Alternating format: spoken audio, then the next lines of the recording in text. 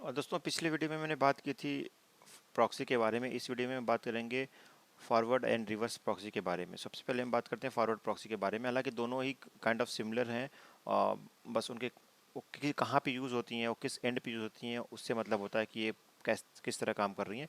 But हम यहाँ पे चलिए बात करते हैं कि फॉरवर्ड प्रॉक्सी क्या होती है।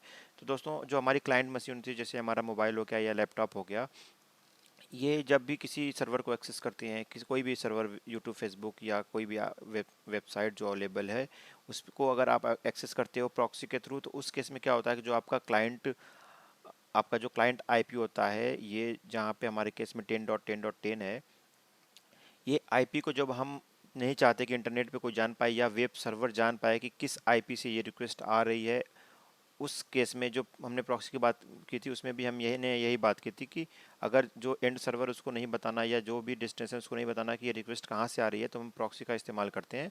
इसके अलग अलग सिनारियोज होते हैं। तो इस केस में जो होता है, प्रॉक्सी सर्वर जो होता है वो क्लाइंट डिवाइस और इंटरनेट गेटवे के बीच में लगा होता है। तो यहाँ पे क्या होता है, जैसे यहाँ पे इसकी रिक्वेस्ट आएगी 10.10.10 से, मान लीजिए इस वेब सर्वर के लिए आ रही है।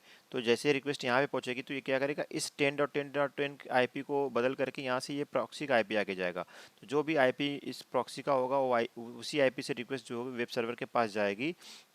और वेब सर्वर को नहीं पता चलेगा कि वो आईपी कहाँ से आ रही है, वो किस किस आईपी से रिक्वेस्ट आ रही है। तो क्लाइंट का उसको पता नहीं चलेगा कि कौन क्लाइंट एक्चुअली है या कहाँ से आ रहा है, क्लाइंट की लोकेशन क्या है। तो इस केस में जो जब हमने क्लाइंट की ही लोकेशन को या क्लाइंट की आइडेंटिटी को हमने यहाँ पे प्राइवेट कर दिया, हमने यहाँ पे प्रॉक्सीड कर दिया, तो उसको हम कहते हैं फॉरवर्ड प्रॉक्सी। सिमिलरली अगर हम बात करें रिवर्स प्रॉक्सी के बारे में, तो रिवर्स प्रॉक्सी, इसका जो रिवर्स प्रॉक्सी होती है उसमें थोड़ा सा चेंज होता है। जहाँ पे हम हमारा ये देखेंगे कि जो फॉरवर्ड प्रॉक्सी थी हमारी क्लाइंट से सर्वर की तरफ थी, रिवर्स प्रॉक्सी हमारी होती है सर्वर से क्लाइंट की तरफ होती है। उसमें क्या होगा कि अगर मान लीजिए इसी क्लाइंट को एक्सेस करना है, तो ये जो वेब सर्वर है, अगर ये वेब सर्वर क्या होते हैं, बेसिकली इनकी आईपीस पब्लिक होती हैं। अगर ये एक्सटर्नल सर्वर, तो इनकी आईपी लिस्टेड होती है, ये डोमेन के साथ मैप होती है। तो हम मान लीजिए facebook.com करते हैं, तो facebook.com को पहले से एक आईपी लिस्टेड है कि ये उसका आईपी है और उसी हिसाब से रिक्वेस्ट जाती है। बट facebook.com या इस तरह के जो भी सर्वर हैं वो डायरेक्ट अपना एक्सटर्नल आईपी पब्लिक नहीं करते, वो प्रॉक्सी का आईपी देते हैं। तो जो एक्चुअली हम सर्वर का आईपी देखते हैं फेसबुक वगैरह का, वो एक प्रॉक्सीड आईपी होता है, ताकि अगर कोई भी अटैक हो या कोई भी चीज़ें हो तो प्रॉक्सी के पास तक ही आए, वेब सर्वर पर ना जा पाएँ।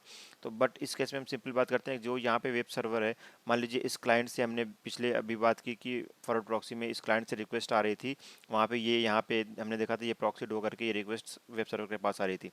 बट इस केस में क्या होता है कि जो भी रिक्वेस्ट आती है हो सकता है कि प्रॉक्सीड ही हो सकता है प्रॉक्सीड ना हो। बट जो वेब सर्वर के पास रिक्वेस्ट आती है वो डायरेक्ट वेब सर्वर के पास नहीं आती, बल्कि वो आती है प्रॉक्सी सर्वर के पास। क्योंकि हमें प्रॉक्सी सर्वर का आईपी ही एज अ एंड सर्वर का आईपी पता होता है, हमें लगता है कि यही एंड सर्वर है, बट उस केस में ऐसा होता नहीं है। और मान लीजिए यहाँ पे आती है इसके आईपी पे, मान लीजिए इसका आईपी 1.1.1.2 है, इस आईपी पे आती है रिक्वेस्ट। और यहाँ से क्या करता है, देखता है कि किस वेब सर्वर के लिए रिक्वेस्ट है, ये उस डोमेन नेम से रिक्वेस्ट पता चलती है कि किस वेब सर्वर के लिए एक्चुअली ये रिक्वेस्ट आ रही है। तो इस हिसाब से ये यहाँ से प्रॉक्सी सर्वर उस रिक्वेस्ट को वेब सर्वर के पास सेंड करता है, और फिर वेब सर्वर उस रिक्वेस्ट का रिस्पॉन्स करता है, यहाँ पे रिस्पॉन्स आता है। फिर ये प्रॉक्सी अपनी आईपी से उसका रिस्पॉन्स वापस क्लाइंट को सेंड कर देता है, या तो क्लाइंट की एक्चुअल आईपी पे या क्लाइंट के प्रॉक्सीड आईपी पे, जैसा क्लाइंट का सिनारियो हो। बट वहाँ पे दोनों प्रॉक्सी को नहीं पता चलेगा कि दोनों ही प्रॉक्सी यूज़ कर रहे हैं। तो ये हमारा रिवर्स प्रॉक्सी हो गया। तो एक बार फिर रिकॉल करते हैं, जो फॉरवर्ड प्रॉक्सी होता है उसमें हम क्या करते हैं कि जो क्लाइंट की लोकेशन होती है उसको हम सिक्योर करते हैं, उसको हम छुपाते हैं। और जो हमारा रिवर्स प्रॉक्सी होती है उसमें होता है कि जो वेब सर्वर होता है, जिसको जो वेब सर्वर या डेटा सर्वर या जो भी सर्वर होता है, उसकी जब लोकेशन या हम आईपी को छुपाते हैं या एक्सपोज नहीं करते, तो उसको हम रिवर्स प्रॉक्सी बोलते हैं। थैंक यू गाइस, इसमें बस इतना ही। आप लोगों से गुजारिश है कि आप इस चैनल को सब्सक्राइब करें और बेल आइकन को दबा दें, और इस वीडियो को लाइक करें। अगर पसंद आए तो दोस्तों के साथ शेयर भी करें। और अगर आप कुछ सुझाव देना चाहते हैं कि इस वीडियो को कैसे मैं इम्प्रूव कर सकता हूं, तो प्लीज़ उसका भी सुझाव दें, क्योंकि मैं अभी नई नई स्टार्टिंग कर रहा हूं, तो शायद आप लोगों की ज़रूरत पड़े मुझे इसको इम्प्रूव करने के लिए। थैंक यू सो मच आप लोगों का।